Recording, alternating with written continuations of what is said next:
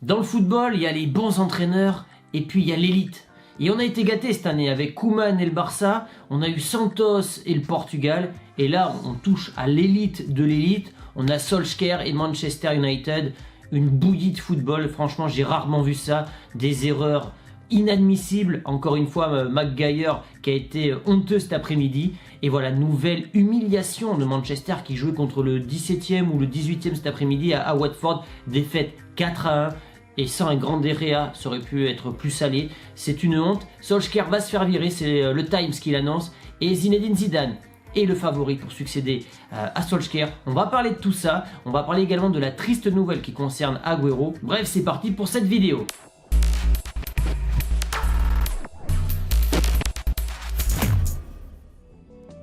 La vidéo les amis est sponsorisée par OneFootball. Si vous voulez être le premier au courant de la possible arrivée de Zidane du côté de Manchester, vous avez juste à télécharger l'application, vous recevrez une notification dès qu'un article sortira sur Manchester ou sur Zidane, vous pouvez personnaliser tout cela. Bref, c'est 100% gratuit et surtout c'est 100% complet. C'était peut-être la défaite de trop. Manchester United a pris une leçon de football contre Liverpool et contre Manchester City.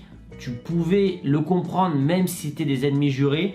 Ça reste honteux pour un club du standing de Manchester United, mais là tu jouais le 17e. Mais Caroline, mais Carrie, mais c'est insupportable enfin votre attitude. Tu sors d'une trêve internationale où tu pouvais un peu relancer la machine, sachant qu'il y a Chelsea et Arsenal je crois qui arrivent, bref, du coup Solskjaer va se faire virer, c'est mérité, franchement c'est mérité. Au-delà des résultats c'est surtout la manière, hein. Franchement c'est le néant absolu Manchester, et au-delà de ça c'est aussi l'intelligence du type. Le seul bon match qu'ils font dans cette année c'est la victoire à Tottenham où ils gagnent 3-0, et c'est une équipe de Manchester qui joue à deux pointes avec Cavani et Ronaldo, un système qui convient mieux aux Portugais puisqu'il n'a plus les cannes pour aller faire le pressing sur les défenseurs, etc. Et dans ce système-là, on avait vu un Manchester très plaisant à voir, même si c'était contre un Tottenham qui lui aussi était malade. Et quand tu vois que la recette marche, Solskjaer ne la répète pas. Il préfère revenir à des systèmes qui lui ont valu des humiliations contre Liverpool et des humiliations contre Manchester City. C'est à ne plus rien y comprendre. Résultat, il va se faire virer. La presse anglaise est unanime. C'était la goutte d'eau qui a fait déborder le vase. Et donc Zidane est le favori. Alors, il y a plusieurs choses à dire. Déjà, Manchester a loupé le coche. Parce qu'ils auraient dû virer Solskjaer il y a quoi 3-4 semaines et prendre Conte qui était libre de tout contrat. C'était l'entraîneur parfait pour relancer Manchester parce qu'il voulait signer du côté d'Old Trafford. Sauf que le board de Manchester a conforté Solskjaer. Conte l'a sans doute mal pris, Levy a pris son téléphone et l'Italien a signé du côté des Spurs. Et le problème c'est que sur le marché des transferts des entraîneurs aujourd'hui, il n'y a pas grand monde. Brendan Rodgers qui était annoncé du côté de Manchester, il est sous contrat avec Leicester. Ten Hag, très difficile à déloger de l'Ajax. Finalement, le seul gros entraîneur disponible sur le marché, c'est Zinedine Zidane. Mais, il y a bien un mais dans l'histoire. Ce dernier ne serait pas spécialement intéressé pour aller à Manchester. Sans doute à cause de la météo, non je déconne, mais parce qu'il parle pas bien l'anglais. Et puis surtout, son objectif prioritaire, c'est l'équipe de France après la Coupe du Monde. Mais ça reporte à début 2023. Est-ce que Zidane va encore passer une année sans rien faire en attendant le possible départ de Deschamps puisqu'il n'est pas acté? Alors que là, tu as l'opportunité de signer dans un club historique qu'est Manchester, c'est là qu'est toute la question.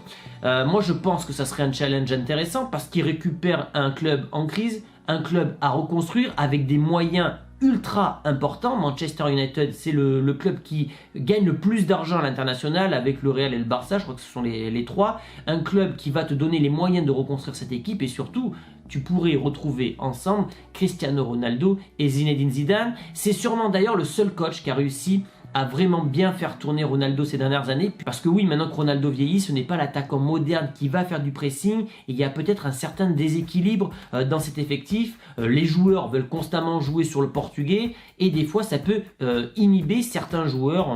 Le Portugal, c'est Bruno Fernandes, Joao Félix, etc. Et du côté d'United, cette année, ça peut être Sancho ou Rashford. Mais est-ce que le banc de touche ne va pas manquer quand même à Zidane à force? On sait que c'est un passionné, qu'il a souvent besoin de repos après des expériences fatigantes tels que le Real Madrid. Je pense qu'avec Manchester, tu as les moyens de reconstruire, de bien recruter cet hiver, et l'objectif serait d'atteindre le Big Four pour avoir la Ligue des Champions l'année prochaine. Il y a un autre club qui est intéressé par Zidane, c'est le PSG, pour d'autres raisons, le Qatar, une histoire d'image, etc. Donc Zidane est convoité par beaucoup de clubs, mais ce dernier veut l'équipe de France. Est-ce que si demain Manchester et Ferguson l'appellent, on sait que Ferguson et Zidane s'entendent très bien. Est-ce que si Ferguson appelle Zidane et lui dit t'as carte blanche, t'as une enveloppe de 200 millions cet hiver, tu dois reconstruire cette équipe, voilà, t'as un contrat de 3-4 ans, est-ce que Zidane peut refuser ça? J'émets des doutes quand même. J'émets des doutes parce que le challenge est super intéressant. Tu vois, comme je le dis, dans un club ultra historique, avec des moyens quasi illimités, le club est au plus bas, donc tu ne pourras pas faire pire. Moi, je pense que ça serait une belle expérience. Maintenant, voilà, la famille Zidane qui est habituée à vivre au soleil, ben là, tu vas vivre sous la pluie. Tu vas dans un championnat dont tu ne parles pas la langue. Ça, c'est un gros obstacle pour Zidane, surtout vu sa timidité. Après, lui, il veut absolument l'équipe de France, comme je l'ai dit tout à l'heure. Mais si d'aventure, et l'équipe de France est favorite, les Français venaient à gagner la Coupe du Monde, Zidane pourrait donc prendre l'équipe de France après 2 Coupes du Monde consécutives gagnées. Le timing serait pas parfait. On sait que les entraîneurs, ils aiment bien arriver des fois dans des situations un peu compliquées parce qu'ils peuvent relancer la machine sans avoir trop de risques. Si tu arrives dans une équipe qui a gagné 2 Coupes du Monde consécutives, bah, tu pourras jamais faire mieux, donc ça serait compliqué pour Zidane, sauf s'il aime énormément la France, mais je pense qu'il a le temps, c'est un jeune entraîneur, il a le temps d'avoir l'équipe de France. Donc voilà, on aura le temps d'en reparler je pense d'ici lundi ou mardi, parce que ça va s'accélérer, mais les infos ce soir en Angleterre, c'est que Manchester fait un forcing énorme pour signer Zinedine Zidane. On va parler de l'autre info, j'en ai parlé sur TikTok d'ailleurs, allez me rejoindre là-bas si ce n'est pas encore fait, mais voilà, Agüero prend sa retraite, voilà, vous savez qu'il a eu un problème cardiaque en championnat la dernière fois, il a fait très peu de matchs avec le Barça, il devait attendre 3 mois, faire des examens pour voir si ce dernier pouvait rejouer au football, à Barcelone ou dans un niveau inférieur, les médecins ont été affirmatifs, Agüero ne peut plus rejouer au football sous peine de prendre un risque énorme pour sa santé. Donc voilà, là ça fout un coup dur. C'est un joueur que j'ai adoré, Agüero. Pourtant, il n'a pas joué au Real Madrid, il n'a pas joué dans des clubs que j'aime spécialement. Il a joué à l'Atlético, à Manchester City, mais j'ai pas trop d'affection pour City. Mais pourtant, c'est un attaquant particulier. Il avait quelque chose, petit gabarit, trapu, malin, véritable renard des surfaces. On parle quand même d'un des meilleurs buteurs de ma génération, hein, que j'ai regardé de 18 à 33-34 ans. J'ai suivi beaucoup de matchs d'Agüero. Donc ouais, ça fait quelque chose. C'est le meilleur buteur de l'histoire de Manchester City. Il a offert le premier titre de l'histoire de Manchester City. Bref, c'est la légende absolue des Citizens. Ça fait quelque chose. Donc je trouve ça triste de terminer comme ça. La plus belle des sorties pour lui aurait été de terminer sur la Ligue des Champions et Manchester City pour boucler la boucle.